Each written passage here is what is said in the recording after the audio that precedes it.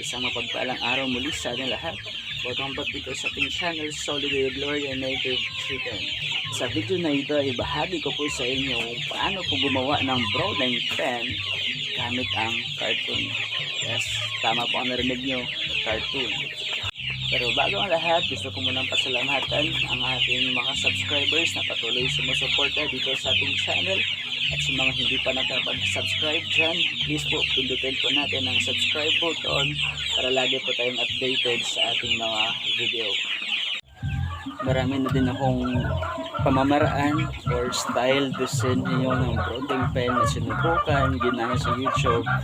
Pero wala pa rin, struggle pa rin ako at marami pa rin namamatay sa aking mga sisiw.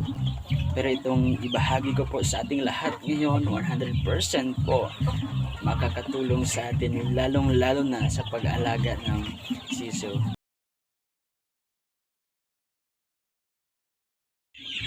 Ito po yung tamang paraan sa paggawa ng brooding pen gamit ang cartoon. So kung nakikita nyo, so meron tayong cartoon ito.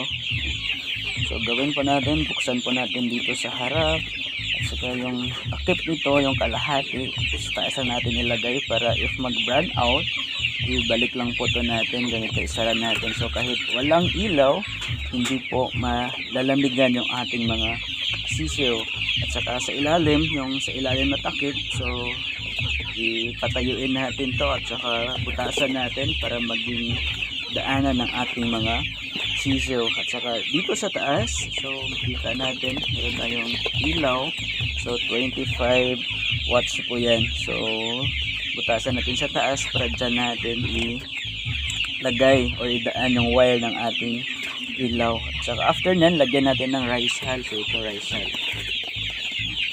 At ang kagandahan nito, so dito sa labas yung ating pagkain, dito natin ilagay sa labas yung pagkain nila. At saka yung tubig. So pag nalamigan sila, papasok sila doon sa loob. At saka pag nagugutom, lalabas sila at kakain dito. At saka ang kagandahan nito is yung tubig natin is hindi na iinitan. So iwas sakit din po sa ating mga sisiw. So ito po yung pinaka-effective way sa paggamit ng cartoon bilang brooding pen, as in zero mortality po talaga.